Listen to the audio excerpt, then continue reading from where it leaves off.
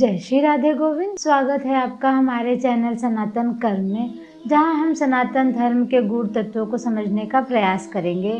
कार्तिक मास के महत्व को सबसे पहले गुरु वंदन करते हुए प्रारंभ करती हूँ। दुखों का नाश करने वाले और सारी सृष्टि का पालन करने वाले भगवान श्री गणेश की वंदना करती हूँ और ज्ञान की देवी माता सरस्वती का आशीर्वाद लेकर गुरुदेव के श्री चरणों को प्रणाम करते हुए अब मैं भगवान की श्रद्धा और भक्ति में डूबकर कार्तिक मास की कथा प्रथम अध्याय सुनाती हूँ। सभी ध्यान पूर्वक सुने। कार्तिक की महिमा बड़ी, कहे सूत विद्वान, शौनकादिक ऋषि सुनो, श्री कृष्ण दे रहे ज्ञान। नैमिषारण्य तीर्थ में एकत्र हुए 88,000 शौनकादिक ऋषियों के समक्ष कार्तिक माह के महात्म्य का वर्णन करते हुए श्री सूत जी महाराज बोले, आज मैं कार्तिक माह के महात्म्य की जिस कथा को आपको सुना रहा हूँ, उससे ज्ञान प्राप्त करके मनुष्य अपने जीवन को सुखी बना लेता है। पाप कर्म को छोड़कर वह वैकुंठ को गमन करने का अधिकारी होता है। सूत जी बोले, हे ऋषियों, श्री कृष्ण के पास से महर्षि नारद आज्ञा लेकर चले गए तो सत्यभामा जी आनंदित होती हुई बोली, हे नाथ, मेरा जीवन सफल है। मैं आप जैसे विश्ववंदित पति को प्राप्त कर कृतार्थ हुई। मेरे माता पिता धन्य हैं जिन्होंने मुझे जन्म दिया, जो आपको 16,000 रानियों में आपकी अनंत प्यारी हूँ। मैंने कल्प वृक्ष आदि पुरुष आपके साथ नारद जी को विधि पूर्वक दान में दे दिया था, परंतु वही कल्प वृक्ष आज मेरे गृह में सदा लहराया करता है। इस बात को मर्त्यलोक में कोई भी स्त्री नहीं जानती है। हे स्वामी, यदि आप मुझसे प्रेम करते हैं तो मैं यह जानना चाहती हूँ कि आप मुझे वह कार्य बतलाएं जिसे करने पर आप मुझसे किसी प्रकार विमुख ना हो सके। मैं यह अपने हित से आपसे जानना चाहती हूँ। सूत जी कहने लगे, हे ऋषियों, सत्यभामा के ऐसे वचनों को सुनकर श्री कृष्ण जी हंसने लगे।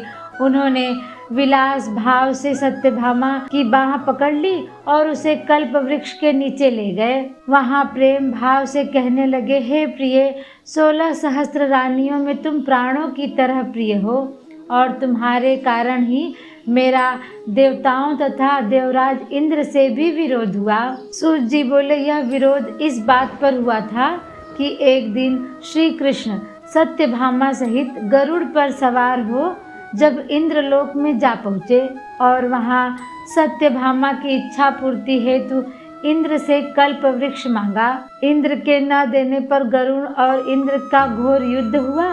गौलोक में गौ और गरुड़ के मध्य होने वाले इस युद्ध में गरुड़ की चोट से गौओं के कान और पूंछ कटने से जहाँ जहाँ रुधिर गिरा, वहाँ उनके कान से तंबाकू और रुधिर से मेहंदी की उत्पत्ति हुई।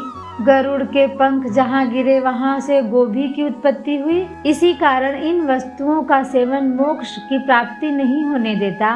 गौओं के सिंग से गरुड़ के 3 पंख टूटकर जो पृथ्वी पर गिरे, उससे नीलकंठ, मोर और चकवा चकवी पक्षी उत्पन्न हुए। इससे नीलकंठ, मोर और चकवा चकवी को देखने पर गरुड़ जी के दर्शन का फल प्राप्त होता है। सूत जी कहने लगे कि श्री कृष्ण ने सत्यभामा से कहा, हे प्रिय, मैं तुम्हें हर वस्तु तुम्हारे मांगने पर उपलब्ध कर सकता हूँ, तब क्या इस आश्चर्यजनक प्रश्न का उत्तर न दूंगा? तुम जो भी पूछना चाहती हो मुझसे पूछो। तब सत्यभामा ने कहा, हे स्वामी, आप मुझे बताएं कि पूर्व जन्म में मैं किसकी पुत्री थी? मेरा स्वभाव कैसा था?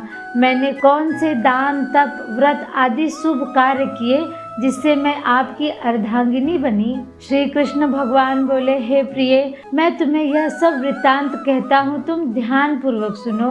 पूर्व समय में सतयुग के अंत में मायापुरी नामक स्थान में देव शर्मा नामक अत्रि गोत्र में उत्पन्न हुए एक ब्राह्मण निवास करते थे। वह सब वेदों का नित्य पाठ, हवन और सूर्य देव की पूजा किया करते थे। इसी कारण वह सूर्य की भांति तेज वाले थे। उनके वृद्धावस्था में गुणवती नामक कन्या पैदा हुई। विवाह योग्य होने पर उस पत्नीहीन ब्राह्मण ने अपनी कन्या का विवाह अपने शिष्य चंद्र शर्मा के साथ कर दिया। चंद्र शर्मा अपनी भार्या गुणवती के साथ अपने ससुर की कुटी पर रहने लगा। एक समय दोनों ससुर जामाता कुश तथा समाधि लेने के लिए हिमालय की तलहटी में पहुंच गए। वहां उन्होंने अपने सामने एक भयानक राक्षस को पाया तो भय से उनके शरीर शिथिल हो गए। उनमें वहां से भागने की शक्ति न रही। उस काल रूपी राक्षस ने उन दोनों को मार डाला। धर्मात्मा होने के कारण तथा सूर्य पूजक होने से दोनों को मेरे पार्षद वैकुंठ लोक ले गए। क्योंकि शिव, गणेश, सूर्य, देवी और विष्णु की उपासना पूजा करने वाले सभी धर्मात्मा व्यक्ति को स्वर्ग की प्राप्ति होती है। मैं अलग होता हुआ भी काल और कर्मों के भेद से पांचों रूपों में व्याप्त हूँ। वे दोनों तेजस्वी मेरे रूप को धारण कर विमान चढ़कर मेरे लोक में रहकर दिव्य भोगों को भोगने लगे। जय श्री राधे गोविंद। अगर आपको ये वीडियो पसंद आई हो तो लाइक और सब्सक्राइब करना ना भूलें। इस कार्तिक महात्म्य की कथा जो कि पद्म पुराण से ली गई है, इसे और लोगों तक पहुंचाने के लिए इस वीडियो को ज्यादा से ज्यादा शेयर करें। अपनी आध्यात्मिक यात्रा शुरू करें। कार्तिक मास की जय, कार्तिक के ठाकुर की जय। मिलते हैं अगले वीडियो में। धन्यवाद।